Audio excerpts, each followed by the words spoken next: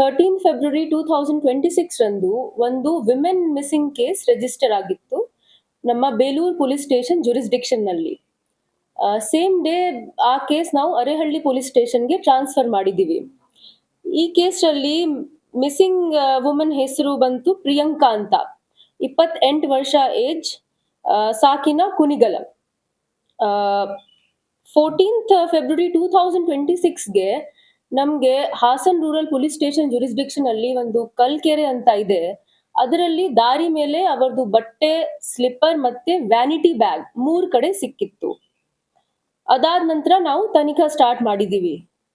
ಕಾಲ್ details ನೋಡುವಾಗ ಅವರು 7:59 PM ಗೆ ಅವರ ತಾಯಿ ಜೊತೆ ಮಾತಾಡಿದ್ದಾರೆ. 13 ಫೆಬ್ರವರಿ 2026 ರಂದು. ಅದಾದ ನಂತರ 8:07 PM ಅವರು ಅವರ ಚಿಕ್ಕಮ್ಮ ಜೊತೆ ಮಾತಾಡಿದ್ದಾರೆ. ಸೇಮ್ 12th ಫೆಬ್ರವರಿ 2026 ರಂದು ಮುಂಚೆ ಅವರು ತಾಯಿ ಜೊತೆ ಮಾತಾಡಿದ್ದಾರೆ 7:59 PM ಗೆ. ಆಮೇಲೆ 8:07 PM ಅವರು ಅವರ ಚಿಕ್ಕಮ್ಮ ಜೊತೆ ಮಾತಾಡಿದ್ದಾರೆ.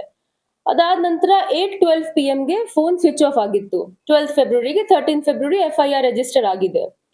ಈ ಎಲ್ಲ ಡೀಟೇಲ್ಸ್ ತಗೊಂಡು ನಾವು ತನಿಖಾ ಸ್ಟಾರ್ಟ್ ಮಾಡಿದ್ದೀವಿ. ಸ್ಪೆಷಲ್ ಟೀಮ್ಸ್ ಫಾರ್ಮ್ ಮಾಡಿದ್ದೀವಿ. ನಮ್ಮ 2 ಜನ ಅಡಿಷನಲ್ SPs ಮತ್ತೆ DSP ಹಾಸನ್ ದಿನ ನಾವು ಒಂದು ಸ್ಪೆಷಲ್ ಟೀಮ್ ಫಾರ್ಮೇಷನ್ ಮಾಡಿದ್ದೀವಿ.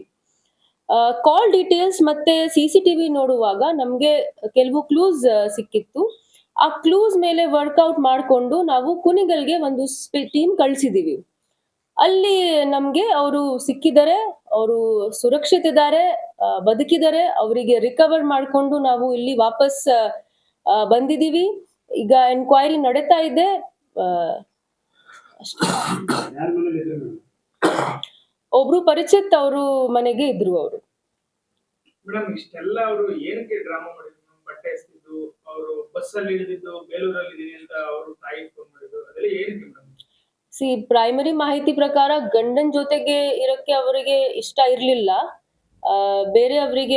ಬೇರೆಯವರ ಜೊತೆಗೆ ಸಂಸಾರ ಮಾಡ್ಲಿಕ್ಕೆ ಅವರದು ಪ್ರೈಮರಿ ಮಾಹಿತಿ ಪ್ರಕಾರ ಪ್ಲಾನ್ ಇತ್ತು. ಅದಕ್ಕೆ ಈ ತರ ಅವರು ಮಾಡಿದ್ದಾರೆ. ಮೊದಲೇ ಪ್ಲಾನ್ ಮಾಡಿದ್ರು ಮೇಡಮ್, ಈ ತರ ಬಸ್ ಇಲ್ಲ ಇಳಿದು ಬೈಕಲ್ಲಿ ಹೋಗಕ್ಕೆ, ಬಟ್ಟೆ ಎಸೆಯಕ್ಕೆ ಎಲ್ಲ ಮೊದಲೇ ಪ್ಲಾನ್ ಮಾಡಿದ್ರು. ಹೌದು.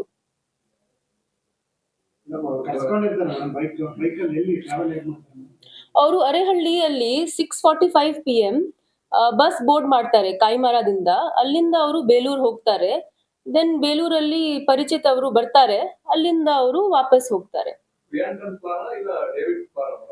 ಅವರು ವಿಚಾರ ನಡೀತಾ ಇದೆ.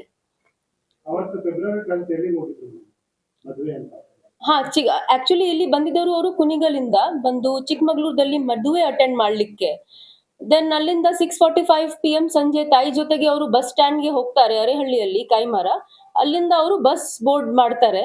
ಅಲ್ಲಿಂದ ಅವರು ಬೇಲೂರು ಹೋಗ್ತಾರೆ ಮತ್ತೆ ಎಲ್ಲರಿಗೂ ಹೇಳ್ತಾರೆ ನಾನು ವಾಪಸ್ ಹೋಗ್ತಾ ಇದ್ದೀನಿ ಕುನಿಗಲ್ಗೆ.